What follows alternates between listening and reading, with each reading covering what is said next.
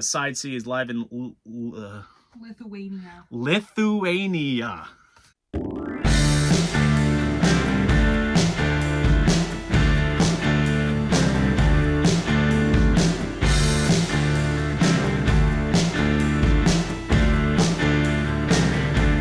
What's going on, vinyl community? Welcome to another video with the Record Spinner. Today's video is going to be the second episode of Vinyl Pickups, showcasing all of the records that I acquired within the months of January and February of 2026. And I gotta say, we are kicking off the new year on a really high note because we have the new Peter Criss studio album, a 50th anniversary half-speed David Bowie release, some titles that Rhino Records released for their Start the Year Off Right campaign, new albums by Blackwater Holylight and Silversun Pickups, and so much more. It's about to go deep, so without further ado, sit back, relax, and enjoy the latest finds. Okay, so I kicked off the new year 2026 by securing an album that I was on a manhunt for during the tail end of 2025. And that is the newest album from the original Kiss Catman, Peter Criss, and this is his second eponymous album. I say second because his first album from 78 is called Peter Criss, and that's exactly what this is titled. This album has a lot going for it when you factor in all the factors surrounding it. Obviously, we're fresh off the heels of Ace Frehley's passing, and Gene and Paul aren't really doing any new music, albeit solo or under the Kiss umbrella. So it's great to see in 2025, one of the original members of Kiss still wave the new music flag. You know, I'm a big advocate for that. And after this album was released, I think Peter had celebrated his 80th birthday. He was part of the Kennedy Center honorees. So there's a lot of magic building up to this album, and he certainly delivered the goods because he was promising the fans a rock album for the longest time, because his last album from like almost 20 years ago was One for All, which, all due respect, is kind of easy listening schlop. And he really delivered the goods on this record. John 5 appears on a couple tracks on guitar. Bassist Billy Sheehan's on here. Paul Schaefer plays piano in B3. It's a fun listen, and I definitely suggest that you check it out if you're lucky to find a copy, because that's where half the battle is. I reviewed this on trackingangle.com, and I kind of commented on the issues with distribution that went with this record, because it's not available for streaming anywhere. You have to purchase it on iTunes. Peter's Bandcamp account got yanked because the distributor, Flatiron Recordings, was charging $1,000 for digital download.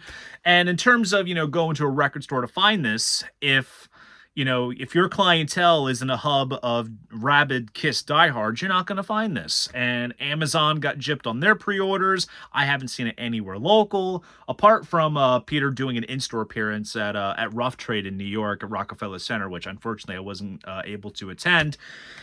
Finding this was a big ordeal. So I managed to find a copy from Red Scroll up in Connecticut. They had it up on Discogs for like $30, which was like the best possible price, because everywhere else was like 40 plus, and that wasn't even guaranteeing they had it in stock. So bit of a mission, but also it's another mission to get all 3 copies, because I have right here the white variant. As you see, it comes in a white jacket, white vinyl, and then there's also black and silver versions as well. And then when you line them all up on your shelf, hopefully you guys can see that, you see AA right there. It spells out Catman. So it's a nice little fun packaging Easter egg. So you gotta get them all. And of course, because I'm a Kiss nut and I love the Kiss solo stuff that tied with it, I'll be sure to snag those other 2 versions when they become more readily available. I heard that there was a repress done, so let's make that happen. So got the new Peter Criss. And then my girlfriend and I, we went to Barnes & Noble. They were doing a big end of year going into the new year sale where things were like 30 to 40% off, including the vinyl. And it's funny because we went on a trip to North Jersey / New York sometime around late September. And I almost bought this record at the Barnes & Noble that we went to in the city. But what was great was this was already marked on sale, like lower in price, and then I got the discount on top of that. So I think overall it came out to like $20, which was not a bad deal for the Barnes & Noble exclusive of Heart's self-titled album. Now, this came out back in 1985. This was their first album on Capitol Records, and by this point, you can tell just by the cover alone they were completely chewed up by the whole MTV 1980s machine, and it also reflects on the sound on this album, because there's a lot of those 80s power ballad hits like What About Love, These Dreams, Never. Very much sort of a dated kind of record. I don't mean to dog it, but look, I love Heart, and Nancy Wilson are absolutely talented, and I was on a bit of a Heart kick when I picked this up, so I was like, you know what, I might as well get myself a copy. And as you see with the outfits and the teased hair, not just in the women, but also the men, it's very much a product of its time. Nice insert here, which has lyrics and photos. And the vinyl itself, like I said, this is a Barnes & Noble exclusive, and it is pressed on what is described as iridescent blue vinyl, and depending on like which light you sort of hold it in, it has like a bit of a smoky kind of effect. I don't know if you can really see it. It looks more of a light opaque on camera, but it looks great, and also it replicates the capital rainbow label. So I was very happy to pick up this cool Barnes & Noble exclusive for $20.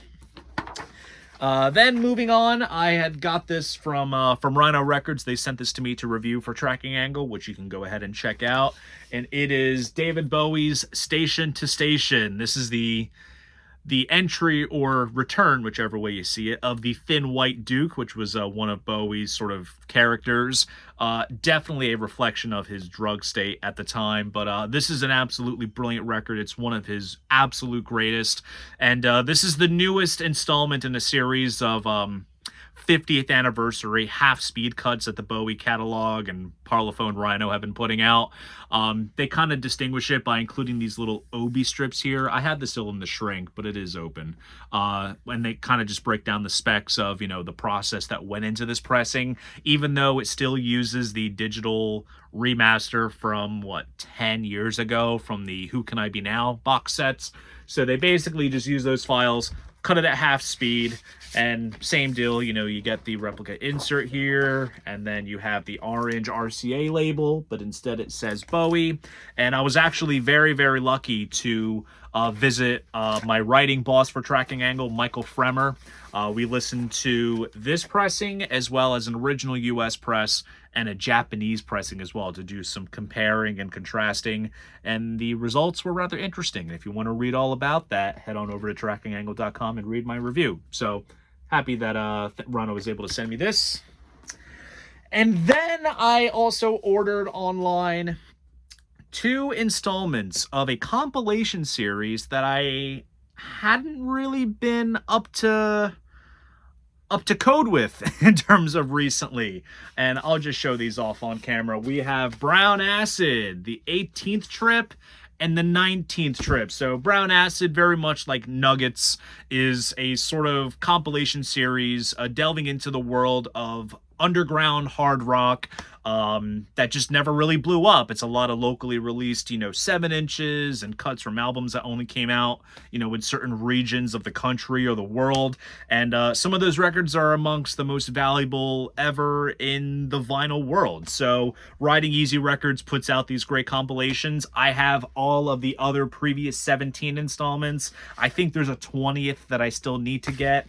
But I noticed that Riding Easy at the end of the year was running a sort of end of year sale, and I think each of these came out to like $17, which is not bad. And I had a gift card from Christmas, so I was like, all right, might as well use it. And it's really good stuff. Yeah, granted, it's the most, random stuff that you could possibly imagine. But what's great is, you kind of get little write-ups on each track, dive a little bit into the backstory of each band that's represented in these comps and the songs. It's really, really fun.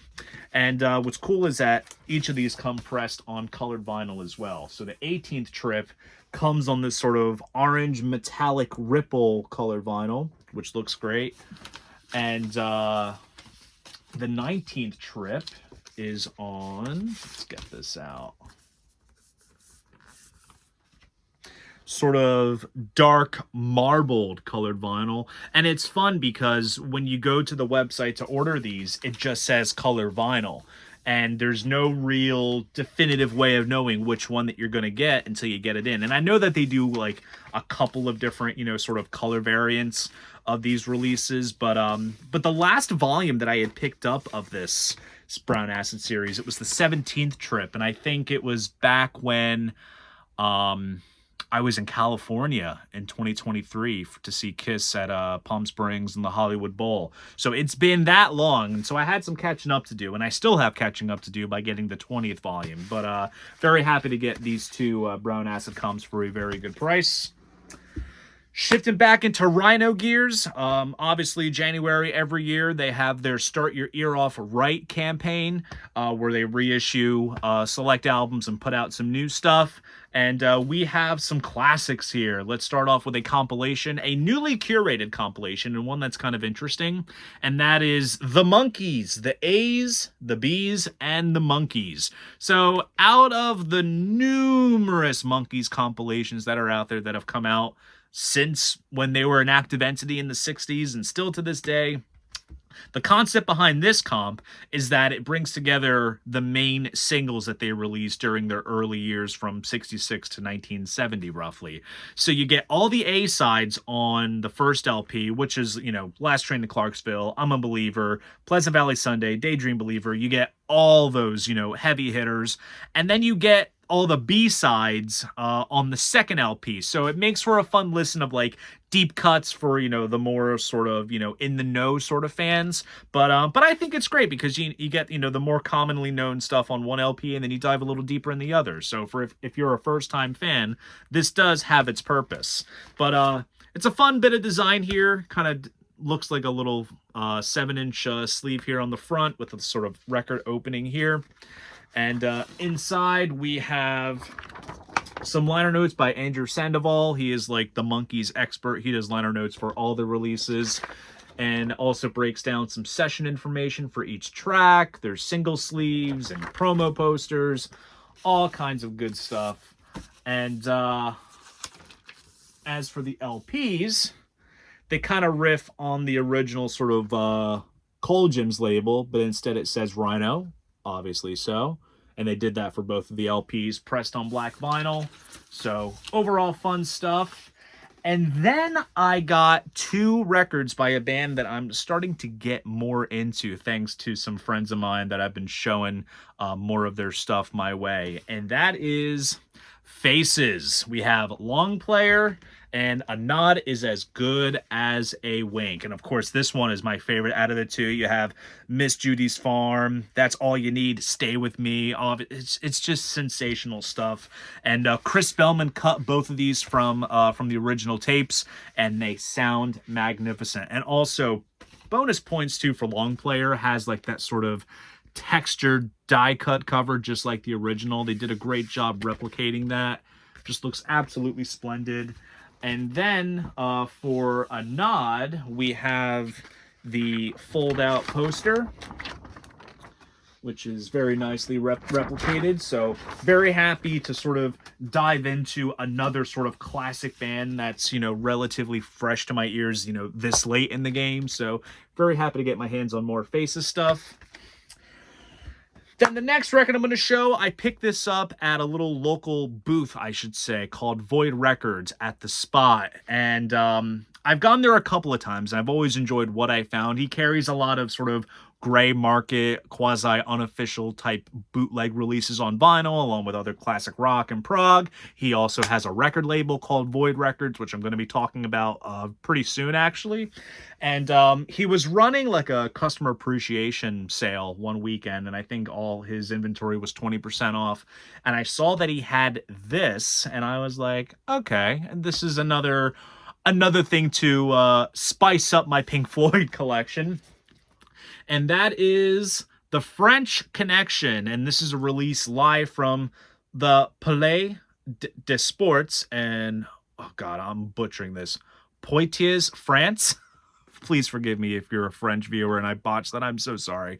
But this is recorded on November 29th, 1972. It says it's an FM broadcast, but I don't think so. It's one of those, like, audience recordings that gets through the legal loopholes, and it just comes out by any label. This was put out by Dear Boss, and they put out a lot of these sort of gray market type stuff. And it's basically Dark Side of the Moon live with an encore of One of These Days.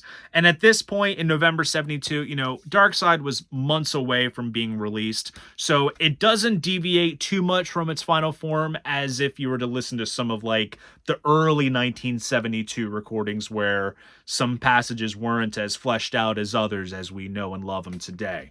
But I figured this would be a cool little interesting piece to have in my Pink Floyd collection, just to have another alternate live rendering of Dark Side of the Moon. So really fun stuff. And then I went to up to New York City for a business meeting, and I had some time to kill since I got there a little early. And I stopped over at DJ Rock and Soul, which is probably one of my favorite record stores in New York. Largest selection of record store day leftovers too. It's absolutely insane. And I was thumbing through because I was kind of feeling the itch to come home with something. And I saw this record, and I remember the last time that I was there, I picked something else up, and I saw this record, and I was like, you know what? Maybe if I ever come back and that record's there, I'll pick it up. And again, this is another band that I haven't really been too much on the pulse of recently. Not just in terms of new albums, but other reissues and stuff that have come out.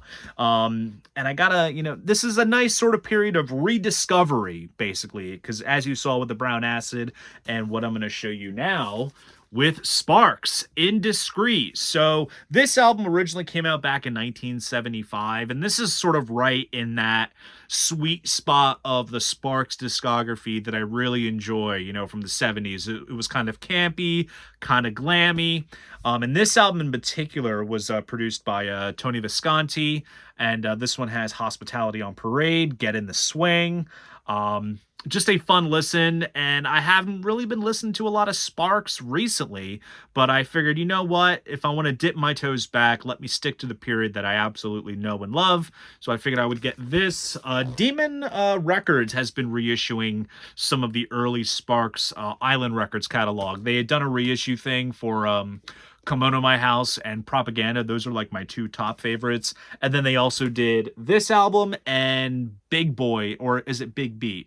Big Boy is on the album, but I think Big Beat is the album title. They had that at the store too, but I was like, let me get this one because it's good stuff. So there you go.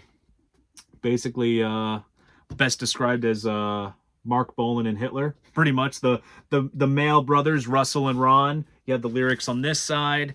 And this is pressed on Tiger's Eye vinyl. So it's kind of like orange with bits of like black and red smoke mixed in. It looks really, really cool, and I'm really stoked to dig into some Sparks and sort of tread my way back through their discography and beef up my Sparks collection much further. It's already pretty okay at best. I say okay because they have a million freaking records, so good stuff here. Glad I got some Sparks. And here is something really special. So you've heard it here first. On Groovy Music Club, the other website that I write for, I had written a ranking article for the Emerson, Lake and Palmer discography, and I made mention of the recent reissues that Mobile Fidelity Sound Lab is doing of the early catalog. And then I thought about it. I was like, would it be great to sort of tie that in and do a sort of series reviewing all of the MoFi reissues that they're doing? So sure enough, got a hold of the one of the reps at MoFi Music Direct, and a package shows up at my door. So we have the MoFi reissues of the Emerson, Lake and Palmer catalog. The first two albums, at least. We have the debut, one of the finest debut prog rock albums of all time. Lucky Man was the big hit off of this. Great Greg Lake song. Knife Edge is great. The Barbarian, Take a Pebble. It's great stuff. And of course, you know, just to disclose everything, it's a 1/4 inch, 15 inch per second analog copy to DSD. Now, I'm wondering if, because it says analog copy, is it because it's a copy of the master tape in the UK? Because this was recorded in England and released by Island, and then they made copies for the US for Atlantic/Cotillion. So is it that, or is it a copy of the Cotillion tape? I'm not quite sure. I'm sure I'll try to find out somewhere. But nice tip-on style jacket, heavyweight vinyl.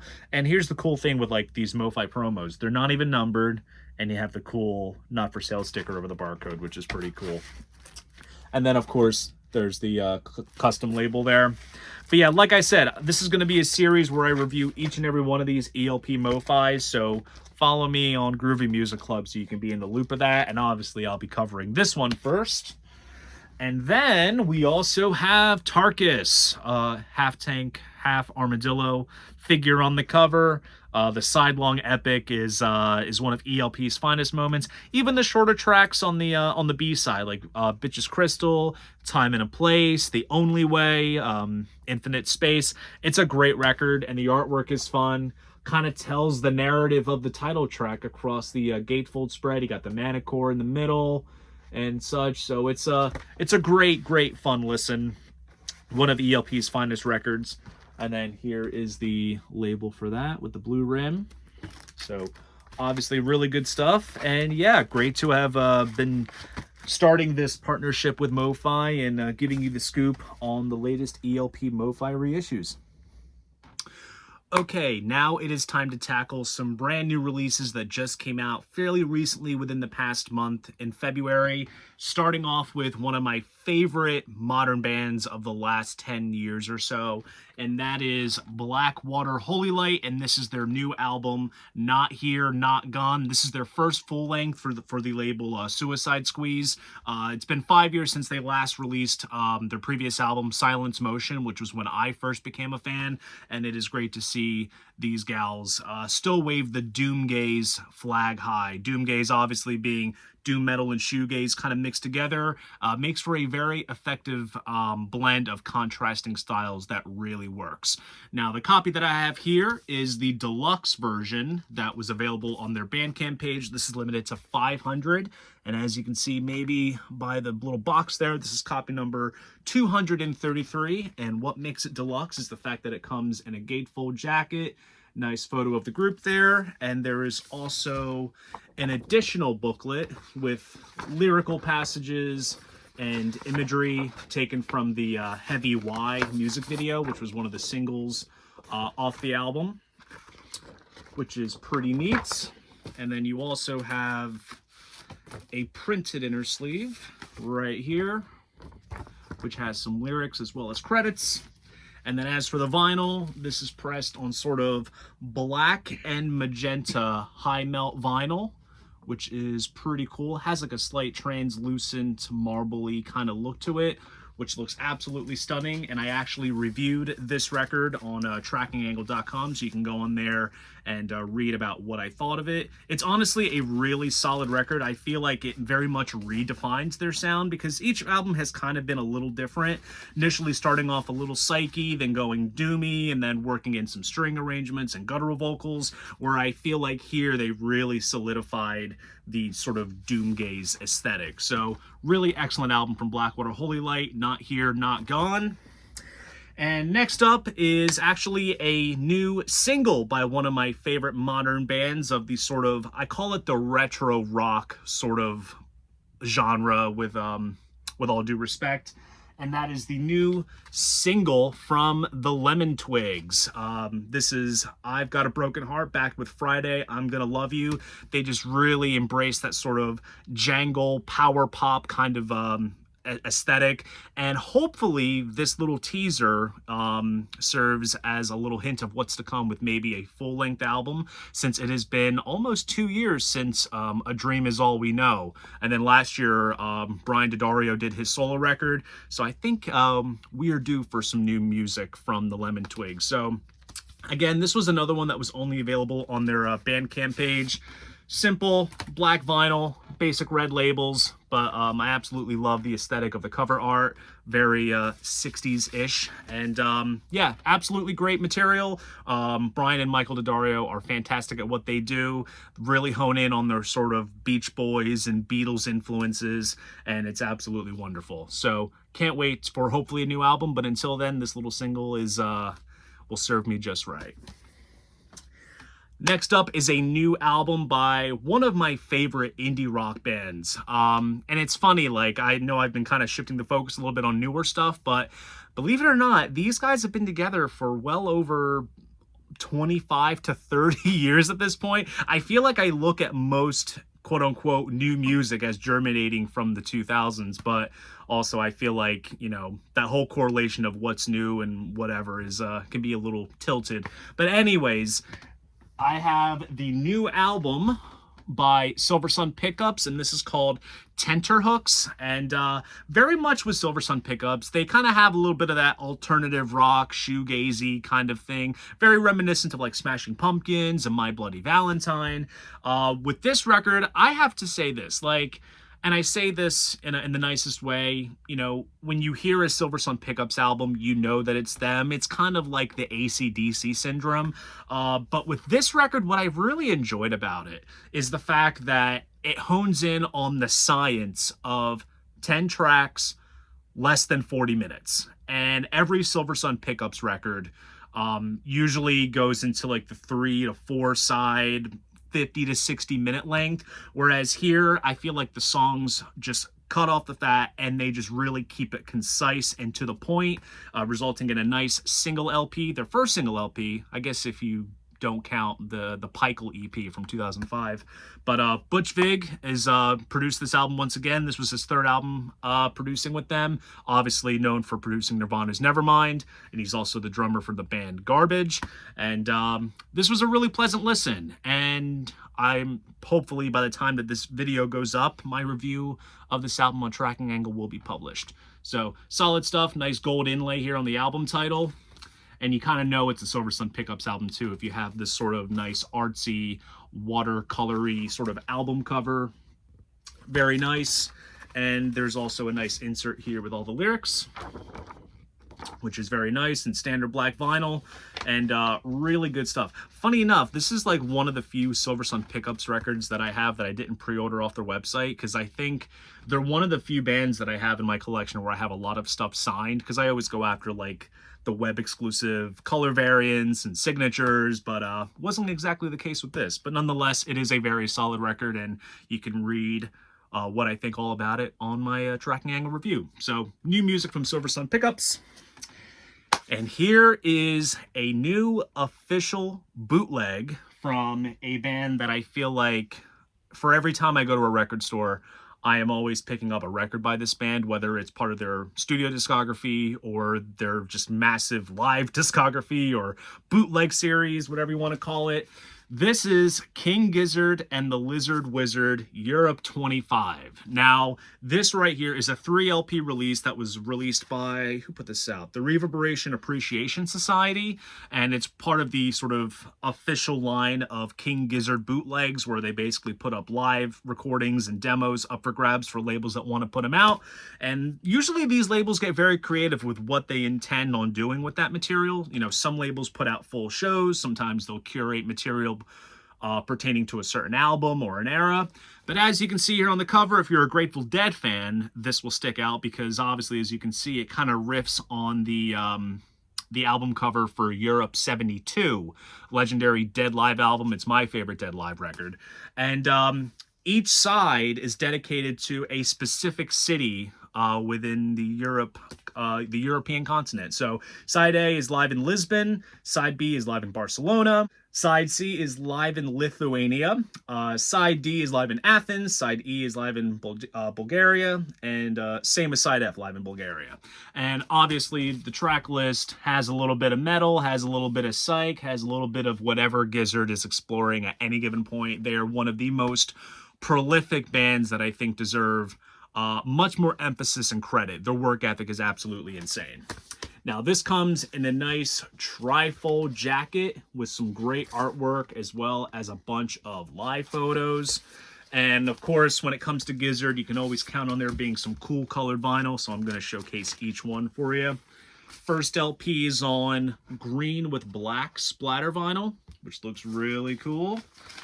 And then moving on, second LP, blue vinyl with black splatter. And then the third LP is yellow with black splatter. And I picked this up over at Orek Vacuums and Records. Criss, the owner, is a phenomenal guy. And I kept looking at it and contemplating if I really wanted it. And he said the magic 3 words that always sway me into buying anything. He just said, just buy it. So sure enough, I did. So some cool live gizzard. And then recently, my girlfriend and I, we stopped over at a store called Abbey Road, and it's kind of clever because the word Abbey, it's not A-B-B-E-Y as you would expect from the Beatles' Abbey Road, but it is spelled A-B-B-I-E, which is how my girlfriend Abby spells her name. She's off camera. and as always, every time that you go there, you really got to check it out in Mount Ephraim. The owner there is a really super cool dude, and typically most, if not all the vinyl is 50% off. And it's a matter of digging. It's not exactly curated alphabetically or by artists. You just really have to spend a good hour or two just digging into the bins and the boxes.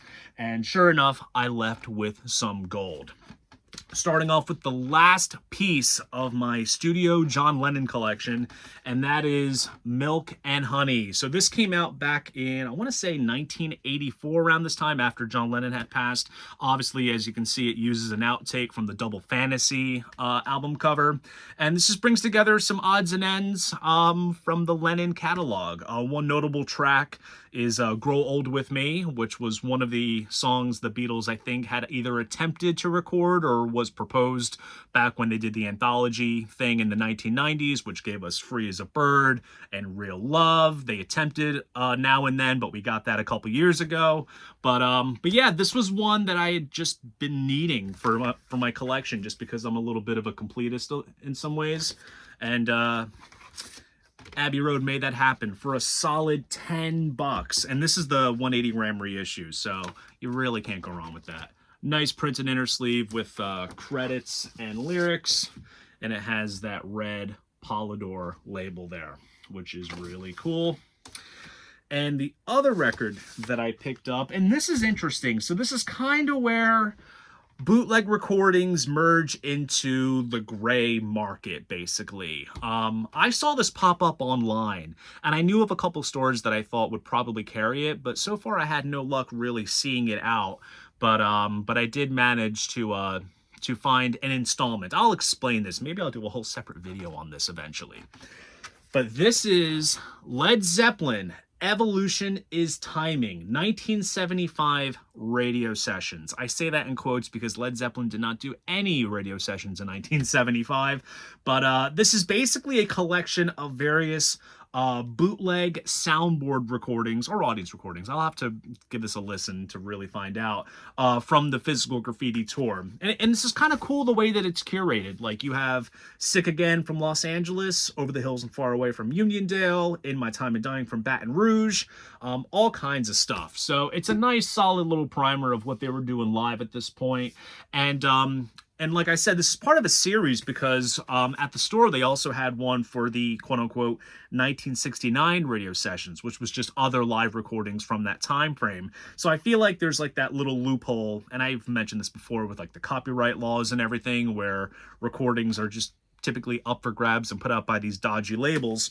And this was put out by a label called Dear Boss, and they do a lot of those sort of radio broadcast, you know, whatever type releases. But when I saw this pop up, I was like, hell yeah, I'll totally go for this. And I'll have to seek out the other volumes. They're out there. I just got to find them. But what's really cool about this is that it comes pressed on colored vinyl, and it's not just your typical, you know, solid or translucent. Take a look at that. This is like a nice slab of marbled pink, marbled salmon colored vinyl.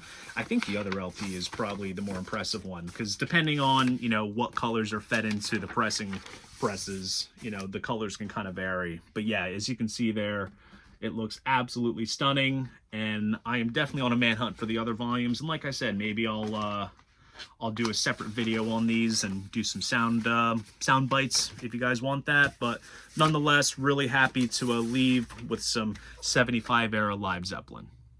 So there you guys go. That is the second episode of Vinyl Pickup, showcasing all the records that I acquired within the months of January and February of 2026. If you enjoyed this video, please go ahead, give it a like, and subscribe to the channel. See you guys in the next video, and most importantly, keep the records spinning.